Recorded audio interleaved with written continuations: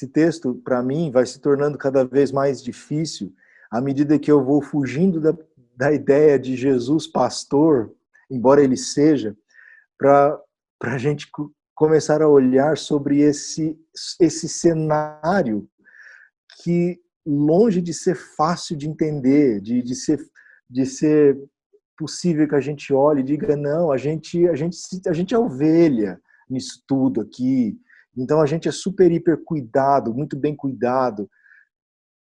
Mas, na verdade, Jesus está dizendo, olha, tem que entrar pelo caminho certo, o caminho certo sou eu. Em mim há liberdade, o que quer dizer que por outros caminhos não há liberdade. O caminho da religiosidade ou da religião não é um caminho de libertação. O caminho de dogmas, o caminho de certezas não é um caminho de libertação. Um caminho em que eu me acho digno de estar fazendo parte de um aprisco não é caminho de libertação. Porque primeiro me aprisiona, mas também cerceia outros. Porque eu começo a exigir de outros justiças e jeitos de ser para que possam fazer parte desse aprisco que eu acho que eu tô lá dentro já. E eu acho que essa é uma das grandes lições desse texto, porque o que parece é um caminho aberto. Jesus é essa porta, mas pode ser o porteiro e pode ser o pastor. E o fato é que quando a gente olha para essa confusão de imagens, e ela é confusa mesmo, não é para menos que os seus discípulos não entenderam, e pode ser que a gente agora esteja se deparando com um grande problema para nós também, porque, afinal, o que é para fazer? E, de novo, isso aprisiona. O que é para fazer? Talvez não é para fazer nada.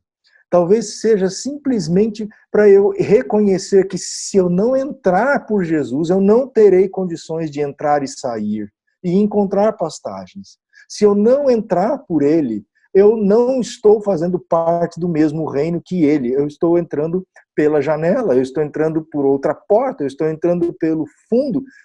E todas essas imagens me fazem repensar ou pensar sobre a ideia de que quão escusos são estes caminhos quando eu não entro e não saio pelo lugar certo.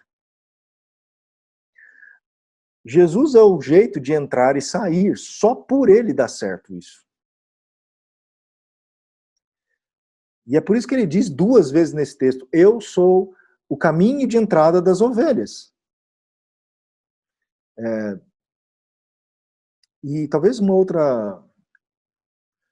outra questão muito interessante sobre pastor de ovelhas é que poucos deles eram donos das ovelhas. A maioria deles, nos relatos, cuidavam das ovelhas de outras pessoas. E se Jesus é pastor de ovelhas, o dono do aprisco talvez não seja ele especificamente, mas ele é um cuidador dessas ovelhas.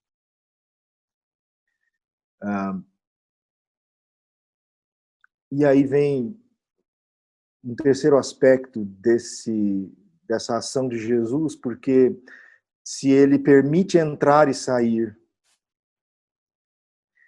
ele também é aquele que cuida. Que cuida. Mas há um outro aspecto que é a voz.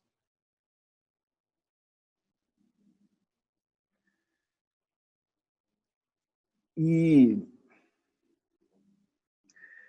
o que me chama a atenção desse reconhecer a voz, desse texto, porque para ter seguimento é preciso ouvir uma voz e reconhecer essa voz, e ser obediente a essa voz.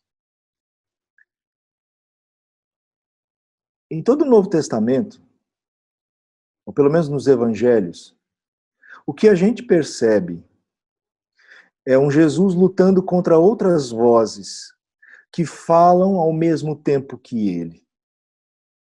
E que não só falam, mas que talvez pelo longo tempo em que andaram falando, tendem a cristalizar na mente jeitos únicos de servir a Deus, jeitos únicos de ver a si mesmo e jeitos únicos de ver o próximo.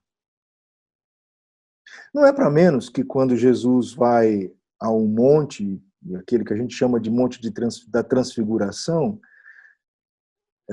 novamente a ideia de ver é muito importante, porque vem um clarão do céu e, de repente, os discípulos começam a ver Jesus e mais outros dois personagens, Moisés e Elias. Mas ouvem uma voz que vem junto com o clarão que diz: esse é o meu filho amado em quem tenho prazer. Ouçam a ele. E a pergunta que a gente faz é que, por que foram ver, e a pergunta que todo mundo faz, né? Será que eles sabiam quem era Moisés, já que não havia câmera fotográfica? Ou que não havia desenhos representando Moisés? Ou então, como é que eles sabiam que era Elias, já que também, da mesma forma, não havia câmera fotográfica, nem relatos detalhados sobre a fisionomia de Elias? Bem, mas isso é o de menos. Porque, metaforicamente, esse texto está dizendo que Moisés e Elias representam tanto a lei quanto os profetas. Representam vozes do passado. Representam jeitos de seguir a Deus ou de buscar a Deus de acordo com a lei ou de acordo com os profetas. E quando a voz diz, esse aí é o meu filho em quem tem prazer, a ele ouvir, significa é preciso parar de ouvir outras vozes, é preciso começar a ser mais seletivo, é preciso ouvir o meu filho amado, é preciso prestar atenção nele. Mas engraçado ainda é que quando descem do monte, os discípulos vão conversando e dizendo assim, mestre, quando é que Elias vai voltar para terminar o que começou? Lembrando que Elias tinha começado uma reforma, entre aspas, é, falando sobre se deviam seguir a Baal ou se deviam seguir a Javé. E naquela cena que todo mundo conhece do bezerro, ou do altar encharcado de água, e o fogo que vem lambendo do céu a oferta que tinha feito Elias, não devemos esquecer que Elias também matou, ou mandou matar os 700 profetas de Baal, e que depois foge com medo de ele mesmo ser o próximo. Mas o interessante é que quando é que Elias voltaria para terminar essa revolução, essa reforma que havia começado lá atrás? Jesus, eu acho que calmamente diz para eles o que Elias tinha de fazer, ele já fez. Acabou. Em outras palavras, parece que ouvir Jesus nem sempre é o caminho mais fácil. E não é mais fácil por conta das tradições. E aí eu acho que a gente chega no clímax das coisas, que é quando a gente transformou as palavras de Jesus em tradição. Porque quando a gente fez isso, toda vez que as palavras de Jesus forem contra as tradições que a gente criou em cima das palavras dele, a gente tende a seguir mais as tradições do que a voz dele. E isso, para mim, é confrontador dentro do texto, porque se a gente se vê como ovelhinhas presas num aprisco, portanto fazendo parte de um grupo seleto de ovelhas, ovelhas de estirpe nobre, a gente passa então a ser especial, e especial para Deus, cuidados de Deus, protegidos por Deus, mas que o nosso lugar é permanecer sempre dentro do aprisco, porque haverá um pastor que trará comida de fora e nos trará para dentro, e isso tudo será muito tranquilo. Eu já faço parte desse aprisco, vem para o aprisco você também. Mas é interessante, não é aberto, porque se Jesus é porta, ou melhor, se Jesus é porta, e a porta, de acordo com as tradições que a gente ouviu, este aprisco permanece fechado, bloqueado, seguro para quem está dentro e bloqueado para quem está fora.